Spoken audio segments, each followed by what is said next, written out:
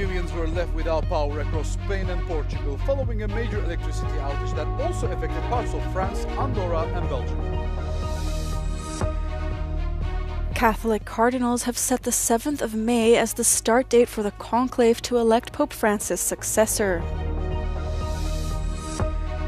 The International Court of Justice has begun hearings on Israel's obligation to facilitate humanitarian assistance to Palestinian civilians. At least 68 African migrants have been killed in a U.S. airstrike on a detention center in Houthi-controlled northwestern Yemen. Millions were left without power across Spain and Portugal this Monday afternoon, following a major electricity outage. The blackout was reportedly nationwide in Portugal and widespread across Spain. Madrid's main airport lost power and other airports ceased operations, while mobile networks were also down. Metros in Lisbon and Madrid were halted, reportedly leaving passengers trapped. The outage also affected Andorra and parts of France and reportedly also reached Belgium.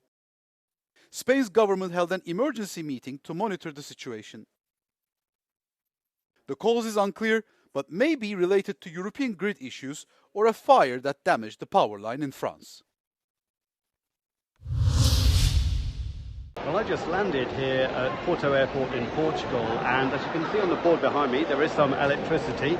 Many of those flights are delayed by several hours already. If I turn around, then the coffee shop behind me is continuing to serve what they have in the fridges. There's no electricity there, and they're doing all of their accounting by hand. The only people who seem at all concerned are the mobile phone salesmen who are guarding what's in their store. They too don't have any network at the moment or any electricity. I would say the situation is calm but confused as people wait for more information. Jeremy Wilkes at Porto Airport for Euronews. Catholic cardinals have set the 7th of May as the start date for the conclave to elect Pope Francis' successor, delaying the secret vote by 2 days. Monday's informal meeting to set the date follows the death of Pope Francis, whose funeral was held on Saturday. According to the Vatican, the date was agreed to give time for the cardinals to get to know each other and find a consensus on a candidate before they are sequestered in the Sistine Chapel. The closed-door meeting will start inside the chapel and will involve some 135 cardinals from across the world. Although there is no set time frame for choosing the next pope, the two conclaves that took place in 2005 and 2013 only lasted 2 days. Many cardinals have cited a desire to continue Pope Francis' pastoral focus on people who are marginalized and against war. Greenland's Prime Minister Jens Frederik Nielsen said that Greenland cannot be bought.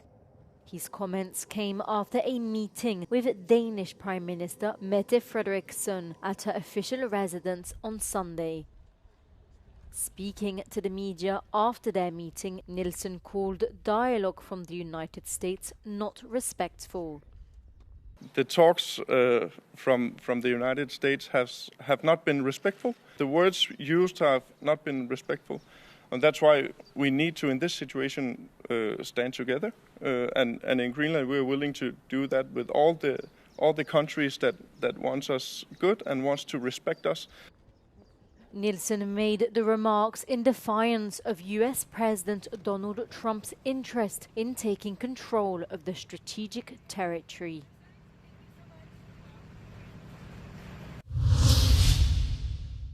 Hundreds of people gathered in a rally against Islamophobia in Paris on Sunday. Demonstrators came together to pay tribute to the man who was fatally stabbed while praying in a mosque in southern France on Friday. Là pour apporter notre soutien, pour dire que ce genre d'actes n'ont pas leur place ici et faire en sorte que ça n'arrive plus. Nous avons un système, nous avons un État qui a peur et c'est cette peur-là qu'on prend en plein fouet. Mais en face, nous sommes là, le peuple il est là, le peuple français il est là et personne n'a peur. French leaders condemned the attack. Prime Minister François Beirut denounced it as Islamophobic, and President Emmanuel Macron emphasized France will not tolerate racism and hatred based on religion. On Monday, French authorities said the suspect involved in the attack has been identified. According to a French prosecutor, the man turned up in a police station in Italy. The International Court of Justice has begun a week of hearings into Israel's obligation to facilitate humanitarian assistance to Palestinian civilians in the occupied territories. They come in response to a UN resolution from the General Assembly last year, asking the court to weigh in after Israel blocked UNRWA from operating on its territory. The Palestinian ambassador to the Netherlands told the court that Israel is killing and displacing civilians and targeting aid workers in Gaza. Israel denies this and did not attend the hearing. It is another attempt to politicize and abuse the legal process in order to persecute Israel. The goal is to deprive Israel of its most basic right to defend itself. It is not Israel that should be on trial. It is the UN and UNRWA. The UN has become a rotten, anti-Israel and anti-Semitic body. Israel has accused UNRWA of being infiltrated by Hamas, a claim the aid group denies. The hearings began as Gaza's humanitarian aid system is nearing collapse after Israel blocked all entry of food, medicine, and other supplies. Experts say the court's decision could impact international pressure on Israel to ease its restrictions, although it remains unclear whether it will have an effect, being not legally binding. Israel has bombed Beirut's southern suburbs on Sunday. About an hour before the strike, Israel issued a warning stating it was targeting Hezbollah facilities and urged local residents to stay away from the site. The attack marks the third Israeli strike on the Lebanese capital since a ceasefire agreement with Hezbollah took effect in November last year. The first strike was on the 28th of March, when Israel also gave a warning. A second strike followed on April 1st. This was a surprise strike that had killed 4 people, including a Hezbollah official. Israel says it is targeting Hezbollah members and infrastructure, but Lebanon has urged the international community to pressure Israel to stop its near-daily attacks on southern and eastern parts of its country. It also requested that Israel withdraws its forces from the Lebanese territory it's still occupying as part of the ceasefire agreement.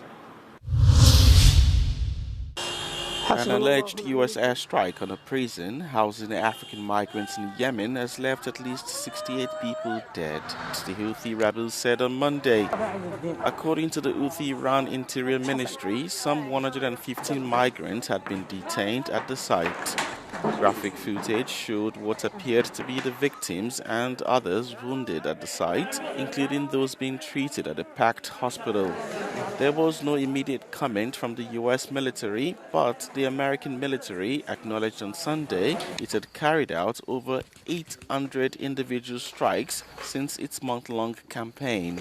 The Trump administration says it is targeting the Houthis because of the group's attacks on shipping in the Red Sea, crucial global trade routes, and on Israel. Monday's strike recalled a similar strike on the same compound in 2022 by a Saudi-led coalition, which at the time caused a collapse that killed 66 detainees.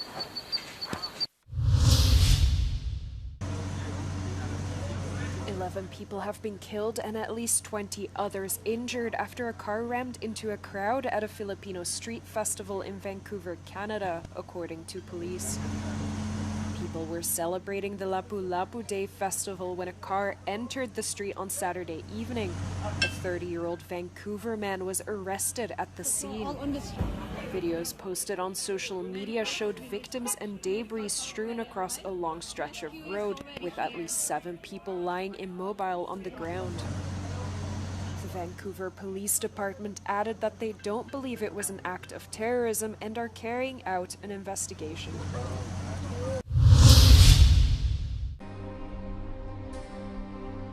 Committed to the poor, migrants, and the environment, Pope Francis dedicated his pontificates to the most disadvantaged. But was he really so progressive?